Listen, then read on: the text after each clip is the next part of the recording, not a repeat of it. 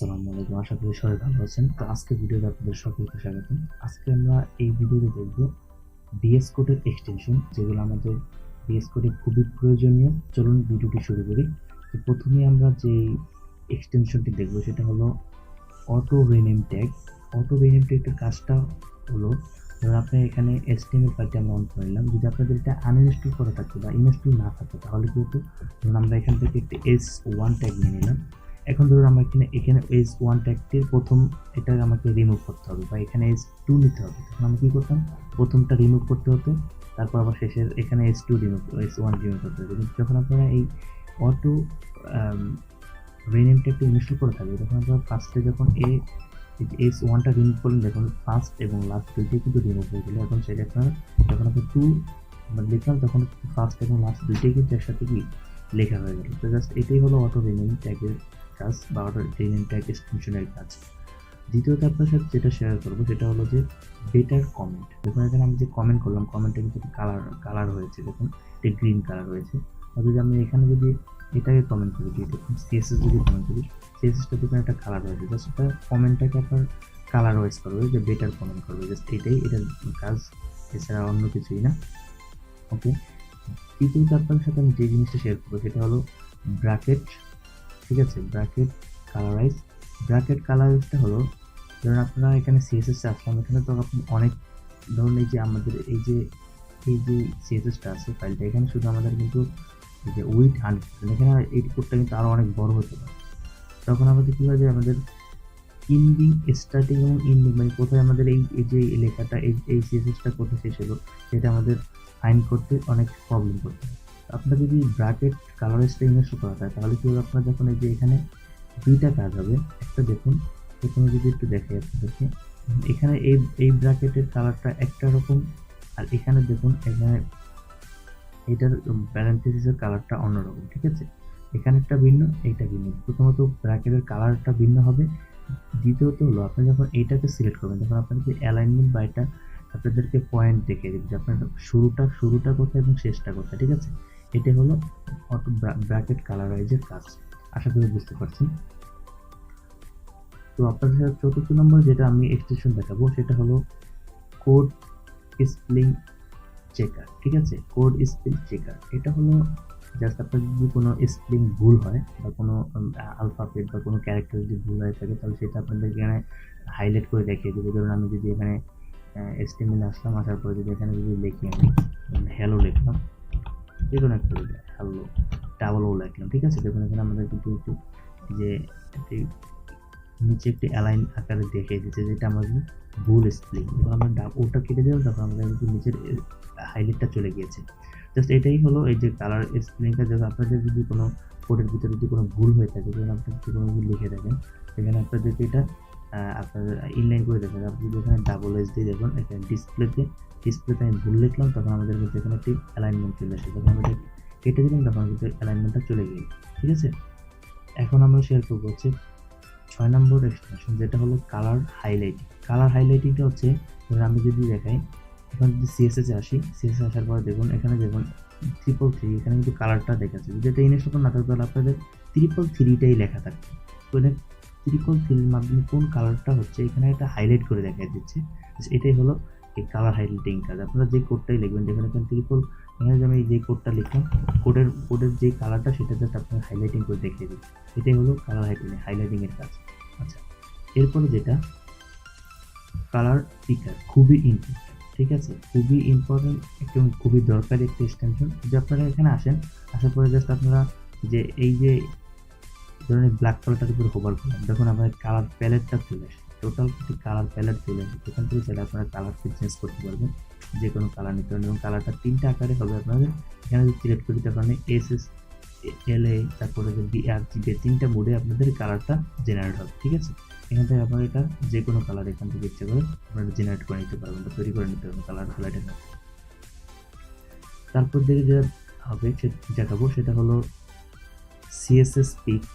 CSS পিকটা খুবই important এবং খুবই দরকারি একটা এক্সটেনশন। যদি আপনারা যখন আপনাদের ধরুন এখানে সিএসএসটা চলে আসছে, সিএসএস দেখুন এখানে মাত্র ধরুন 70 লাইনের ধরুন কোড, এখানে আপনাদের হাজার কোড হতে পারে। যখন বড় প্রজেক্ট করবেন তখন ধরুন আমি এখানে একটু দেখাই, এখানে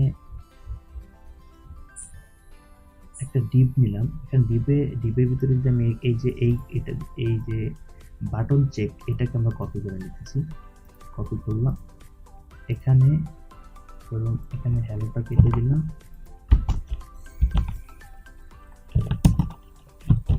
এটা দিয়ে দিলাম বাটন। এখন আমাদের ধরুন এখানে আমাদের অনেক HTML থাকতে পারে আর এখানে অনেক CSS থাকতে পারে। তো এখানে আমি আপনারা যদি চাই যে এখানে CSS অনেক আছে, এখন বাটন চেক কোথায়, আমাদের বাটন চেকের নামে যেই CSSটা হলো সেটা আমাদের এখানে ফাইন্ড করতে অনেক সময় অনেক প্রবলেম হতে পারে, যখন বেশি কোড হবে তখন জাস্ট সিম্পলি কি আপনার যখন CSS পিকটা ইনস্টল করা থাকে তখন কি করবেন, জাস্ট আপনার কন্ট্রোল ক্লিক করবেন, কন্ট্রোল চেপে জাস্ট আপনার এই যে এখানে একটু হোভার করবেন, দেখুন এই যে বাটন ক্লিক, এখানে জাস্ট আপনারা ক্লিক করবেন। ক্লিক করার সাথে সাথে দেখুন আপনাদের বাটন ক্লিকের জন্য যে CSSটা করা হয়েছিল সেটা আপনাদের এখানে হাইলাইট করে চলে আসবে সিম্পলি, এবং কতটা দেখুন ইজিলি ভাবে আপনাদের কাছে CSSটা পিক করতে অনেক বা ফাইন্ড করতে অনেক সুবিধা হবে শুধুমাত্র এই এক্সটেনশনের কারণে। আশা করি আপনার কাছে অনেক ভালো লাগতেছে। যদি ভালো লাগে থাকলে অবশ্যই একটি লাইক করবেন এবং সাবস্ক্রাইব করে সাথে থাকবেন এবং কমেন্ট করে জানাবেন আপনার কাছে কোন এক্সটেনশনটা সবচেয়ে বেশি ভালো লেগেছে এবং শেয়ার করে সবাইকে জানিয়ে দেওয়ার চেষ্টা করবেন। এখন দেখবো আমরা যে CSS পিক দেখলাম, এখন দেখবো হচ্ছে এমিট, যেটা খুবই প্রয়োজনীয়। এবং এমিট লাইভ এটা হলো যে আমাদের জাস্ট আমরা যদি এখন এখানে যদি আসি CSS আসার পর যদি আমি এখানে একটা কোড লেখা, যদি দেখুন এখানে যে উইথ দেরি, দেখুন ডব্লু লিখলাম, দেখুন ডব্লু দিয়ে আমাদের যে প্রপার্টিসগুলো আছে সম্পূর্ণ কিন্তু আমরা এখানে সাজেস্ট করতেছি, ঠিক আছে। এটাই হলো এমিটের কাজ। আপনার যদি HTML আসেন, যখন HTML যদি আমি লিখি, দিয়ে যে করে আমাদের ট্যাগ আছে প্রত্যেকটা থেকে আমাদের কি দেখুন এই এমিট লেখা আছে, এখানে এমিট অ্যাট্রিবিউটের মাধ্যমে এখানে যে এই এমিটটা আমাদের এখানে সাজেস্ট করতেছে যে কোন এর মাধ্যমে আমরা যেই এগুলো আছে ট্যাগগুলো আছে, এটাই হলো এমিটের কাজ, সিম্পল। এরপর আমরা যেটা দেখবো সেটা হচ্ছে আপনার ফাইল সাইজটা হচ্ছে আপনারা যদি একটু দেখুন, ফাইল সাইজটা যখন ইনস্টল করা থাকবে, যখন আপনার বড় কোনো প্রজেক্ট করবো প্রফেশনাল লেভেলে, তখন আপনাদের ফাইল সাইজটা কিন্তু খুবই মাথায় রাখতে হবে, খুবই ইম্পর্টেন্ট জিনিস যে আপনার ফাইল সাইজটা কতটা লেন্থ হবে, ঠিক আছে। এখন আমরা যে HTML আসি, তখন এই যে নিচে একটু যদি আপনারা দেখুন, এই যে এখানে ছোট্ট করে একটু আছে, দেখুন আমার এখানে এটার ফাইল সাইজটা হচ্ছে আমাদের 593 বাইট, ঠিক আছে। আবার যদি আমরা CSSটা দেখি তো দেখুন 3.3 KB কিলোবাইট, ঠিক আছে। তো এটা হলো আমাদের ফাইল সাইজটা, এখানে জাস্ট আমাদের ফাইল সাইজটা শো করবে। আশা করি বুঝতে পারছেন। তারপর আমরা যেটা দেখব সেটা হলো হাইলাইট ম্যাচিং ট্যাগ। এটা হলো আপনাদের যেই ট্যাগটা আছে, ধরুন আমরা দেখিয়ে দিচ্ছি, দেখুন HTML আসলাম, HTML আসার পরে এখানে যখন আপনাদের অনেক ট্যাগ থাকবে, ধরুন আপনারা এখানে যদি আরেকটা ডিপ নিয়ে নিই, simply deep inside deep inside, ধরুন 3টা ডিপ নিয়ে নিলাম। এখন এখান থেকে এখন এইটা বা যদি এখন আমরা যদি এইটাকে সিলেক্ট করি বা একটা ক্লিক করি, দেখুন এখানে আমাদের কিন্তু দেখাচ্ছে যে এইটার স্টার্টিং এবং এন্ডিংটা কোথায়, মানে আমরা খুব ইজিলি ভাবে বুঝতে পারতেছি। জাস্ট এটাই আপনার হাইলাইট করবে প্রত্যেকটা ট্যাগে। যখন আমরা H2 তে ক্লিক করবো, H2 প্রথম এবং শেষ এন্ডিংটা আমার হাইলাইট করে দেখিয়ে দেবে। তো এটাই হলো আমাদের এই যে হাইলাইটিং ম্যাচিং ট্যাগ, ঠিক আছে। যেই ট্যাগটা ম্যাচিং হবে সেটা এন্ডিং এবং স্টার্টিংটা এখানে হাইলাইট করে দেখিয়ে দেবে। এক্সটেনশনটা এটাই কাজ। এখন আমরা যেটা দেখবো সেটা হলো ইমেজ প্রিভিউ। ইমেজ প্রিভিউটা হলো যখন আমরা দেখুন HTML ট্যাগে আসলাম, HTML ট্যাগে আসার পরে যদি HTML যদি আমরা ইমেজ একটা সিলেক্ট করি, ধরুন একটা ইমেজ দেখলাম, ইমেজ ব্যাকগ্রাউন্ড, এখানে দেখুন ইমেজটা কিন্তু আমাদের এখানে একটি ছোট্ট আকারে একটি ইমেজ দেখাচ্ছে যে আমাদের এই ব্যাকগ্রাউন্ড ইমেজ, যখন এবং এটার উপরে আমরা যখন হোভার করবো তখন আমাদের টোটাল ইমেজটা এখানে প্রিভিউ আকারে দেখাবে। এটাই হলো আমাদের ইমেজ প্রিভিউর জাস্ট কাজটা, যে আপনারা যখন অনেক ইমেজ ব্যবহার করবেন একটা আপনার প্রজেক্টে, তখন আপনার বুঝতে সুবিধা হবে যে আপনার কোন ইমেজটা কোনটা, ঠিক আছে, সেটা বুঝতে আমাদের খুবই সহজ হবে। আচ্ছা, এখন যেটা দেখবো হচ্ছে ইনপুট কস্টটা হলো সেম হচ্ছে আমাদের এই যে HTML একটু আগে দেখলাম যেটা ফাইল সাইজ এইরকমই কিছুটা আলাদা, যেটা হলো আপনারা যখন বড় প্রজেক্ট করবেন, তো দেখুন এখানে কিন্তু আমাদের CSS কিন্তু ফাইল একটা বর্তমান, ঠিক আছে। কিন্তু যখন আপনারা বড় প্রজেক্ট করবেন তখন দেখা যাচ্ছে আপনাদের CSS অনেক ফাইল হতে পারে, একটি CSS হেডারের জন্য একটা ভিন্ন, অথবা CSS ফুটারের জন্য একটা ভিন্ন, বডির জন্য একটা ভিন্ন। যখন আপনারা ওই ফাইলটাকে কি করে একটা মেইন CSS এর ভিতরে এখানে উপরে কি ইনপুট করে, তারপর ইনপুট ফাইলটা কত কেবি বা কতখানি জায়গা নিচ্ছে সেটা আপনাদের এখানে ডান পাশে শো করে দেখাবে, জাস্ট এটাই, এর বেশি আর কিছুই না। ওকে, এরপর দেখবো হচ্ছে ইনডেন্টেন্ট, এটা দেখবো আমরা ইনডেন্ট রেইনবো।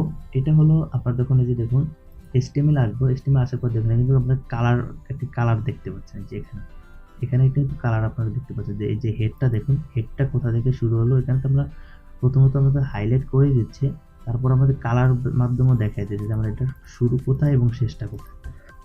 দেখুন HTML-টা দেখুন, HTML-টা একেবারে প্রথম থেকে শুরু করে একেবারে শেষ পর্যন্ত আমরা কালারটা হাইলাইট করে দেখিয়ে দিয়েছে, স্টার্ট এবং এন্ডিংটা আমরা লাইট কালার করে দেখিয়ে দিতে। জাস্ট এটাই হলো আপনার এই যে ইনডেন্ট রেইনবো এক্সটেনশনের কাজ। ওকে, এরপর আমরা যেটা দেখব সেটা হলো initialise for CSS class in HTML।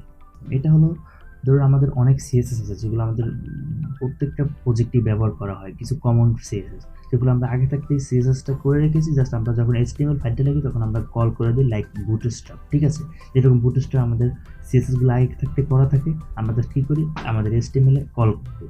এরকমই যখন আমরা কল করবো, ধরুন আমার এখানে নিজস্ব একটি ছোট CSS আছে, ধরুন এখানে যে ফ্লাক্স বক্স, রো এবং কলাম, এটা যদি ধরুন আমরা একটা ডিপ নিলাম, এখানে আমাদের একটা ডিপ থাকলো, ডিপের ভিতরে আমি যদি ক্লাসটা লিখি, ক্লাস লিখলাম, এখন যদি আমরা ফল লিখি, এখন যদি দেখুন এখানে আমরা জাস্ট আমাদের যে ইনিশিয়ালাইজ এটা, এখন যদি আমরা এখানে HTML-টা দেখি, এখানে এটা কিছু দিলাম, HTML আসলাম, HTML আসার পরে যখন আমরা ফ্লাক্স, দেখুন আমাদের ফ্লাক্স কিন্তু আমাদের এখানে কিন্তু আমাদের সাজেস্ট করতেছে, বা এখানে আমাদের কিন্তু কল দেখা যায় ফ্লাক্স CL কল। এখানে আমরা যখন ফ্লাক্স কল করলাম, দেখুন এখানে আমাদের যে নিজস্ব যেই এটা ছিল, এই যে দেখুন CSS-টা, এখানে কিন্তু ফ্লাক্স কল আছে, এটাই আমাদেরকে ওখানে দেখাচ্ছিল। এইরকমই যে আপনাদের যেই CSS-গুলো আগে থেকে করা থাকে বুটস্ট্র্যাপের মতো বা নিজস্ব, ওইগুলো আপনাদের কাছে কি জাস্ট এখানে শো করবে, আপনাদের এখানে সাজেস্ট করবে যে আপনাদের ওই CSS-টা লেখার জন্য। এটাই হলো এই এক্সটেনশনটার কাজ। ওকে, তো এখন আমরা যেটা দেখবো সেটা হলো আমাদের লাইভ সার্ভার।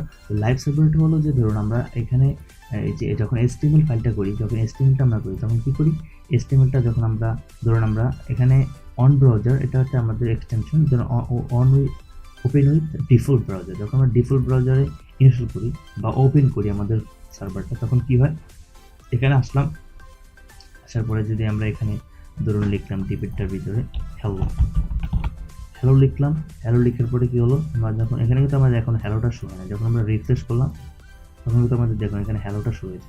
ধরুন আমরা এখানে আবার একটু চেঞ্জ করলাম, এখানে ধরুন হ্যালো, ওটা আমরা কেটে দিলাম, এখন আমাদের কিন্তু শো হলো না, এখানে কিন্তু আমাদের কি ওটা এখন রিফ্রেশ করার পরে ওটা চলে যায়। যখন আমাদের লাইভ সার্ভারটা আমাদের থাকবে, ইনস্টল করা থাকবে, তখন কি হবে, জাস্ট এখানে আপনারা চাইলে দুই রকমভাবে নিতে পারেন।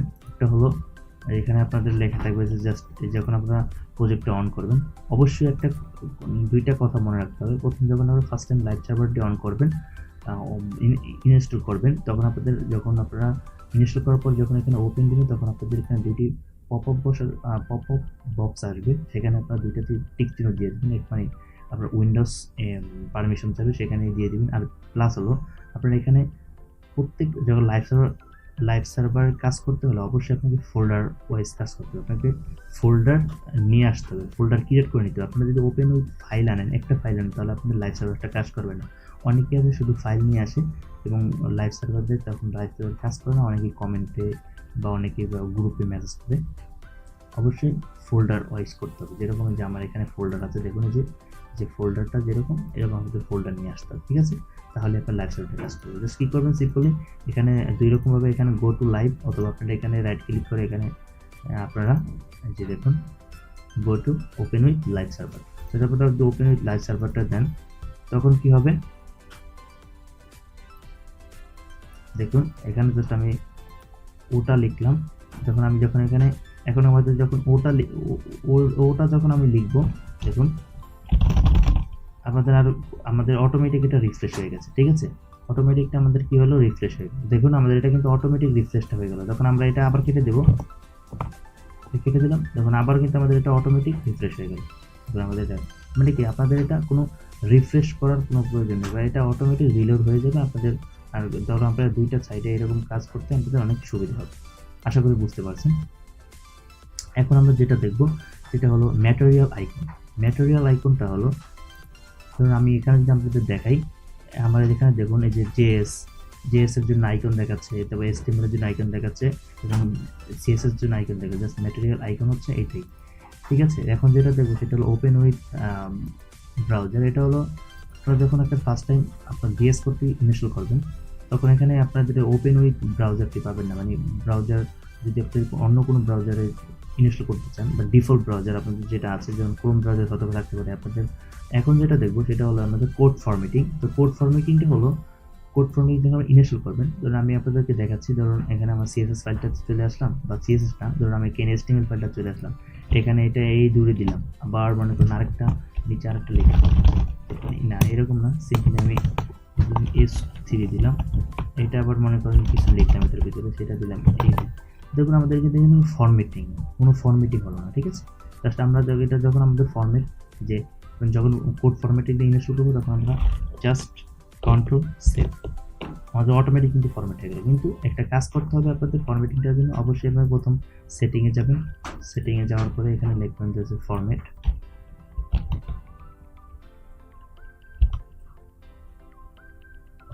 এই যে এখানে ফরম্যাট লেখার সাথে দেখুন এখানে লেখা আছে যে ফরম্যাট অন সেভ। এখানে একটা আমাদের আনচেক থাকতে পারে, অবশ্যই চেক করে দেবেন, এই যে অন সেভ এখানে চেক করবেন, তাহলেই আপনাদের এটা কাজ করবে।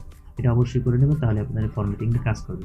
এখন আমরা যেটা দেবো সর্বশেষ, এটা হলো যে উইন্ডোজ কালারাইজ। এটা আপনার চাইলে ব্যবহার করতে পারেন আবার নাও পারেন। যেটা হলো দেখুন এখানে আমার কিন্তু এই যে উইন্ডোজের এই যে সাইডটা দেখুন, এই বর্ডারটা দুইটা সাইড টপ এবং লেফট, এটাতে যদি গ্রিন কালার চলে এসেছে, ঠিক আছে। যখন আমি যদি একটা আপনাদেরকে আমার অন্য একটি ফাইল অন করে দেখাই, যেমন এখানে এই ফাইলটা দিতে পারেন, এই ফাইলটা যখন আমরা ওপেন করলাম, তখন কিন্তু আমাদের এই বর্ডার কালারটা চেঞ্জ হয়ে যায়। এটাই আপনাদের উইন্ডোজের যে এটা হলো এই দুইটা বর্ডার কালারটা, আপনার যখন ভিন্ন ভিন্ন ফাইল থাকবেন তখন র্যান্ডমলি কালার আসবে। এই ছিল আজকে, আশা করতেছি খুবই ইম্পর্টেন্ট এবং খুবই গুরুত্বপূর্ণ আপনাদের সেই এক্সটেনশনগুলো শেয়ার করলাম, যেগুলো আপনাদের ব্যবহার করে অনেক দ্রুত কোড করতে পারবেন এবং আপনাদের কোডের ক্ষেত্রে অনেকটাই সাহায্য করবে। যদি আপনার কাছে ভিডিওটি একটু ভালো লেগে থাকে, অবশ্যই একটা লাইক করবেন এবং সাবস্ক্রাইব করে সাথে থাকুন, এবং কোন এক্সটেনশনগুলো আপনাদের কাছে বেশি ভালো লেগেছে সেটা আমাকে কমেন্ট করে জানাবেন, এবং যদি ভিডিওতে কোনো কিছু না বুঝে থাকেন সেটাও আমাকে বলবেন এবং আমাকে কমেন্ট সেকশনে। এবং আপনারা যদি আমার সাথে কমিউনিকেট বা আমার কোনো যোগাযোগ করতে চান, তাহলে সেখানে ফেসবুক গ্রুপ আছে, সেখানে আপনারা জয়েন করে আমাকে আমার পেজে যেয়ে মেসেজ করতে পারেন। আর যদি কোনো রিকমেন্ডেড ভিডিও থাকে আপনাদের, তাহলে সেটাও কমেন্ট করে জানাতে পারেন, আমি আপনাদের জন্য তৈরি করে দেবো। আজকের জন্য এই পর্যন্ত, আল্লাহ হাফেজ, ধন্যবাদ।